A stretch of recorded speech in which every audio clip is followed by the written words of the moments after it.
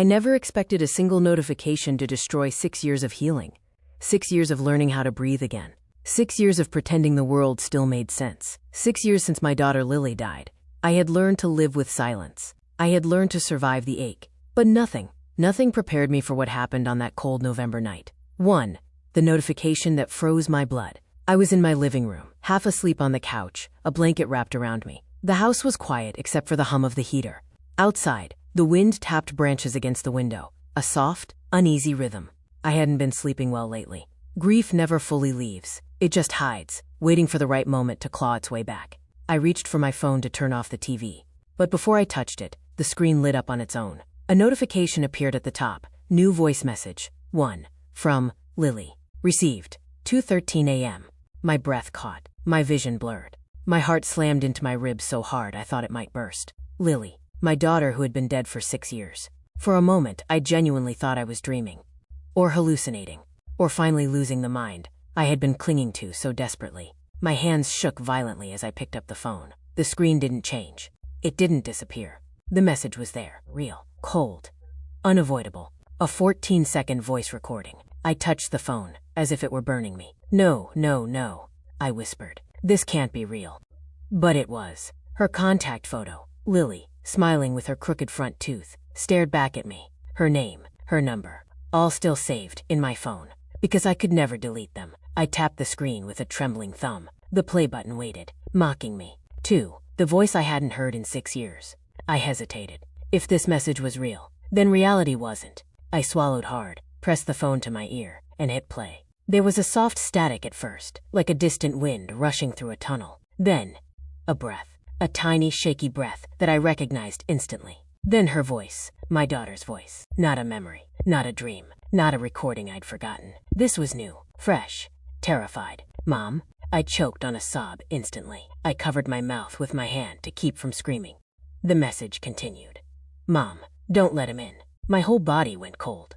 I pressed the phone harder against my ear. Her voice cracked, trembling with fear. He's back. Static. A soft cry. Then, please. Mom, don't let him. The recording cut off with a sharp, unnatural click. 14 seconds. 14 seconds that shredded the world I knew. 3. The knock at the door. The room suddenly felt smaller. Heavy, as if the walls themselves were leaning in. And then, knock. 2 slow, deliberate knocks at the front door. Exactly as the message ended, my heart stopped. No one ever visited me at this hour. No one should be outside. And the neighborhood was as quiet as a graveyard. I didn't move. I barely breathed. Then the knocking came again. Knock. Like someone testing their patience. I stood, legs trembling, gripping my phone so hard it hurt. My mind raced. Who was at the door? Who was he? How could Lily know? I stepped toward the hallway but froze when the knocks turned into something worse. A voice. A deep, calm voice on the other side of the door. Ma'am, are you awake? I felt the air leave my lungs. I backed away, heart hammering. Then the voice spoke again. Cold, polite, too quiet. I know you're in there. 4. Something was very wrong. The voice wasn't familiar. It wasn't a neighbor. It wasn't a delivery driver. It was steady, patient, almost rehearsed. I stared at the front door. The peephole was just a small dark circle, like an eye staring back at me. My instincts screamed at me. Don't look. Don't move. Don't respond. I remembered Lily's message, her final trembling warning. Mom, don't let him in. Was this him? Whoever, whatever he was?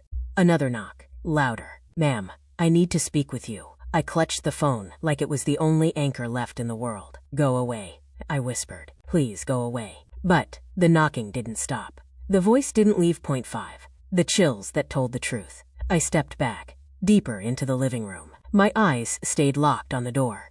And then something horrifying happened. My phone, the same phone with the message, lit up again. Another notification. From Lily. Voice message. New.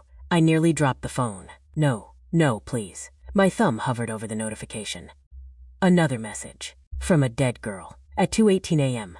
I tapped it before I could think twice. This time there was no static, only Lily's whisper. Mom, he's inside. I gasped and spun around. The living room, hallway, kitchen, all empty. But the air changed. Colder, heavier. like someone else had entered the house without opening the door.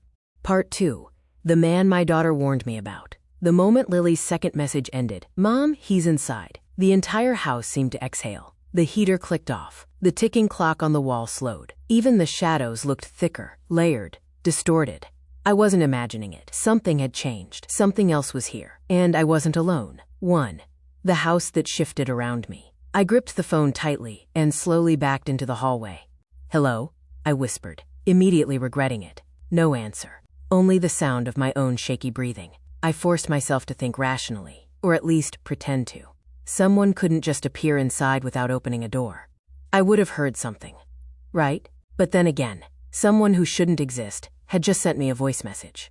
Twice, I pressed a hand against the wall to steady myself and moved toward the kitchen. The tiles felt colder than usual, colder than they ever had. The light flickered. A soft noise came from the far corner, like a foot shifting on the floor. I stopped breathing. That corner was dark, too dark. I reached a shaky hand toward the switch, flicked it on. Light flooded the kitchen, empty. No man, no shadow, no movement, but a chair. One of the dining chairs was pulled out. I had not left it like that. My lungs tightened. "Who's there?" I whispered. Still no answer. Point 2. His voice returned. Then I heard him. The same voice from the front door. Calm, slow, unnaturally patient. Not from outside this time. From inside the house, from the hallway behind me. "Ma'am, may I come in?" I spun so fast, I nearly lost balance. The hallway was empty, but the voice wasn't echoing. It was close, too close. "Stay away from me," I said, unable to keep my voice steady. The voice responded immediately. "I already told you. I'm here to help." My stomach twisted. "I don't know you," I said. "How did you get in here? What do you want?" Silence. For several long seconds, there was nothing. Not even a breath. Then, from somewhere near the living room, "You know who I am." I felt a chill run down my spine so violently, I almost collapsed. "No," I whispered. "I don't." The voice came again, softer now, almost sympathetic. "Yes, you do, and so did Lily." My heart dropped. "No, don't say her name," I cried. But he did. He said it again, tenderly, disturbingly, like he was savoring it. "Lily." I felt tears burn my eyes. "How do you know her?" I demanded. A pause. Then, "She told me to find you." 3. The phone that wouldn't stop. My phone vibrated violently in my hand. Another notification. Another voice message from Lily. I didn't want to hear it, but I had to. I hit play. This time her voice was clearer, faster, panicked. "Mom, listen, he doesn't look like himself." Static. "He's not what he says." More static. Something slamming. "He wears people." The message cracked, distorted, then cut off. Wears people? What did that mean? A chill crept up my spine, cold as ice water. The voice behind me returned. "Put the phone down." My throat tightened. "No, put it down," he repeated, firmer, too calm. "It's confusing you." I backed into the counter. "Stay away from me," I shouted.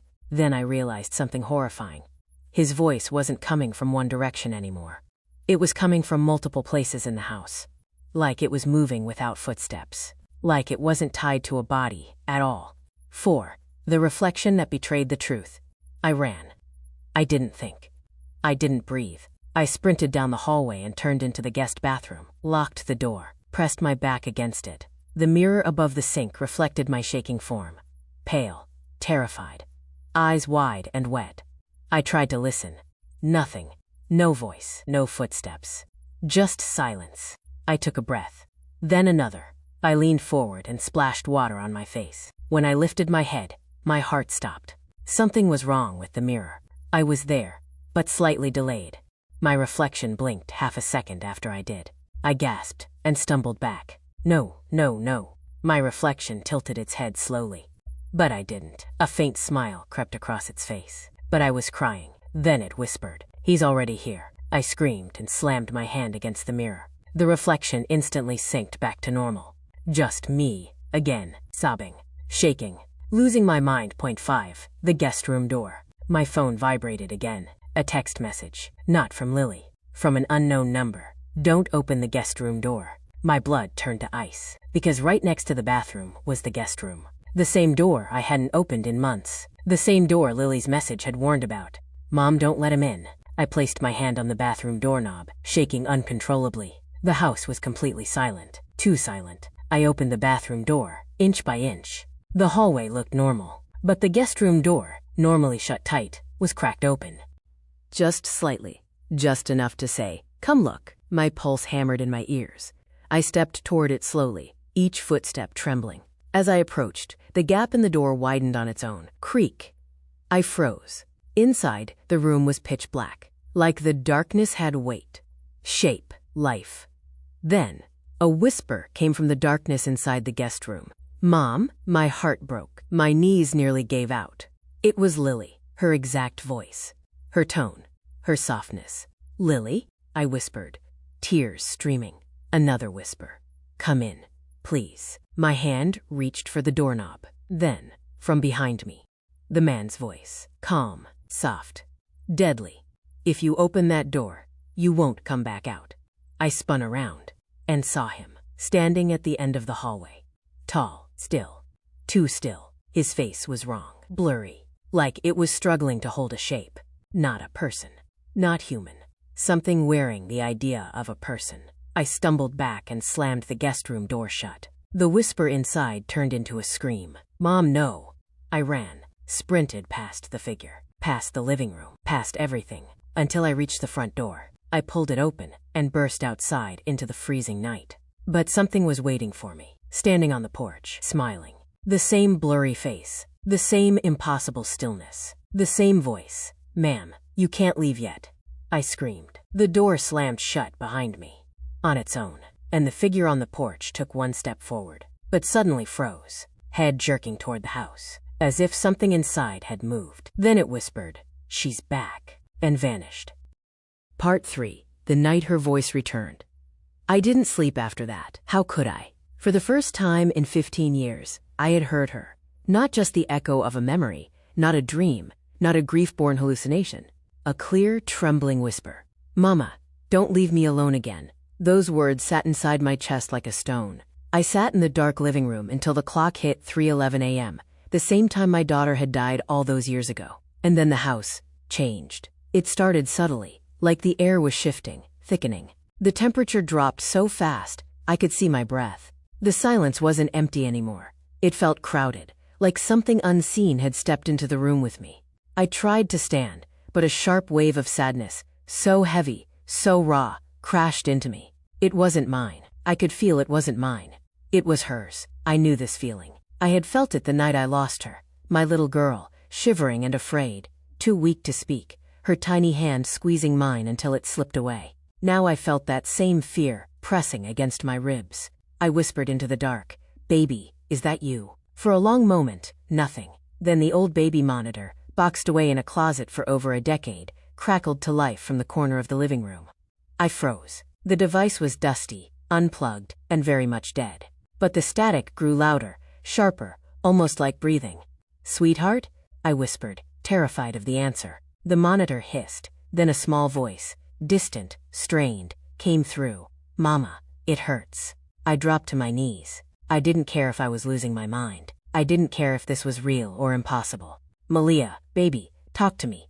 What hurts?" A long, trembling pause. Then, "She's holding me." My skin crawled. Every light in the house flickered at once. "Who's holding you?" I whispered. Silence. The air thickened again. Then the monitor crackled with a sound that wasn't hers. A low hum, like someone else breathing into the device. Slow, cold, deliberate. Then, a second voice. A woman's voice. Raspy and broken, like every word scraped its way up from the bottom of a grave. "She stays with me now." I stumbled backward. Who are you? What do you want?" The voice didn't answer. Instead, the monitor emitted a long, high-pitched wail, like a child screaming underwater. I grabbed the device with shaking hands, and the moment I did, the screaming cut off, replaced by tap, tap, tap. The tapping wasn't coming from the monitor anymore. It was coming from the hallway, slow, measured, like bare feet on old wood. I forced myself to stand and followed the sound, heart pounding so hard it hurt. The hallway stretched out in front of me like a tunnel, the shadows swallowing everything except the last door at the end. Malia's room. The tapping stopped right outside it. My hand trembled as I reached for the doorknob. When I touched it, it was ice cold. So cold it burned. I pushed the door open, and instantly I knew what was inside wasn't my daughter. The crib, long removed, was back in the center of the room. The mobile above it spun slowly, yet there was no breeze. Something lay in the crib. A small shape, curled, shaking. My heart jumped. Momalia. The shape twitched, lifted its head, and I realized immediately that face was wrong. Too long, too pale, the eyes too dark, too hollow, like something wearing my daughter's memory as a mask. Then it smiled. A stretched, unnatural smile that split the face from ear to ear. In a voice that was not a child's, it whispered, "Mama, stay with me forever." I stumbled backward, choking on my own breath, and the thing rose from the crib. Unfolding. Growing. Its limbs bent the wrong way, its spine cracked as it straightened to an impossible height. And yet, it kept using my daughter's tiny, trembling voice. "Don't leave me again." I turned and ran. But as I fled down the hallway, I heard another voice. Soft, scared, familiar, whisper from behind me. "Mom, help, I'm still here." I froze. My daughter's real voice. And now there were two. One begging, one hunting, and I didn't know which one was truly her. Part 4. The night the truth finally stepped forward. I stood frozen in the dark hallway, the air so cold my breath turned white. Behind me, the creature wearing my daughter's face whispered again. Soft, trembling, desperate. "Mom, help me, please." But from the nursery, the taller thing, the twisted thing, dragged one elongated foot across the floorboards. A sickening crack echoed as it straightened fully, its head bending sideways like it didn't understand how a neck should work. Then, in that warped mimic of a child's voice, it cooed, "Mama, choose me." My hands shook violently. Two voices, one that felt like my child, and one that sounded like a nightmare pretending to be her. I didn't move. I couldn't. Then the first voice, the one behind me, spoke again, softer this time, more distant. "Mama, I'm cold." Something in me broke. I spun around, and saw nothing, just an empty, dark hallway stretching endlessly behind me. "Baby?" My voice cracked. "Where are you?" No answer, just silence so thick it felt like the house was holding its breath. And then, from inside the nursery, the tall creature giggled. A slow, wet, broken sound. I turned back toward the door. The creature leaned against the crib, its limbs dangling like loose ropes. Its head lolled toward me, a smile too wide, stretching across its pale, wrong skin. Then it said something that turned my stomach to ice. "She was always mine. You just pretended to see her." I felt the world tilt. What are you talking about?" The creature's ribs expanded unnaturally as it inhaled. "She never left the room. Not the night she died. Not really." My knees weakened. I gripped the wall. "That's not true," I whispered. "She died in my arms." The creature twitched, as if delighted by my denial. "Hold me again, Mama." Suddenly, every light in the house exploded with a burst of white, and the hallway filled with a freezing, howling wind. My daughter's real voice, her real voice, echoed through the chaos. "Mom, I'm here." The nursery door slammed shut. I lunged toward it. The whole house trembled, floorboards buckling beneath me, walls shuddering like the house itself was trying to breathe. I grabbed the doorknob. It scorched my palm with cold. "Malia," I shouted. "Talk to me." No answer. Only slow, rhythmic thumps from inside, as if something heavy was being dragged across the floor. Then, a whisper pressed right against the other side of the door, small, terrified. "Mommy, please, don't let her take me." My heart shattered. This was her. I knew it. "Baby, I'm coming." I slammed my shoulder into the door. Once, twice. The third hit broke the warped wood, sending me stumbling inside, and everything went still. The crib, the mobile, the peeling wallpaper, all frozen in place. No creature, no shadow, just an empty nursery. "Baby?" My voice cracked. Silence. Then I noticed it. A small footprint on the floor. Child-sized. Wet, as if stepped in tears. I followed the prints, across the room, through the hallway, down the stairs, toward the basement door. The one I never opened. The one I never had the courage to. Every instinct screamed, "Don't." But the voice inside me whispered, "If you want the truth, you have to go where you never looked." I opened the door. Cold air poured out, carrying the faint smell of soil, and something sweet, like old flowers left too long in the dark. The basement was pitch black. "Malia," I whispered. This time, I didn't hear her voice. I felt her hand. A small, gentle hand slid into mine, ice cold, trembling. My breath caught. Malia. A soft sob vibrated through my palm, and then a whisper. Thank you for coming, Mommy. The basement light flickered on. The truth revealed itself in one brutal, unforgiving instant. At the far end of the room was the place where the basement floor had once caved in. A place I'd boarded up years ago. A place I never checked when the rescuers carried her body away. A place filled with children's drawings, hundreds of them, scrawled in crayon on the crumbling concrete. And every single drawing was the same. A tall, thin woman with a wide, sharp smile holding a little girl's hand. My daughter. My knees gave out. Oh my God, baby. What did she do to you? Behind me, the basement door slammed shut. The lights went black, and in the perfect darkness, a woman's voice, raspy, ancient, triumphant, whispered into my ear. She stays with me now. Both of you do. I screamed, but the basement swallowed the sound, and the last thing I heard was my daughter's voice, fading like she was being pulled into the depths. Mama, hold my hand. Please don't let go. Then everything went silent. Forever.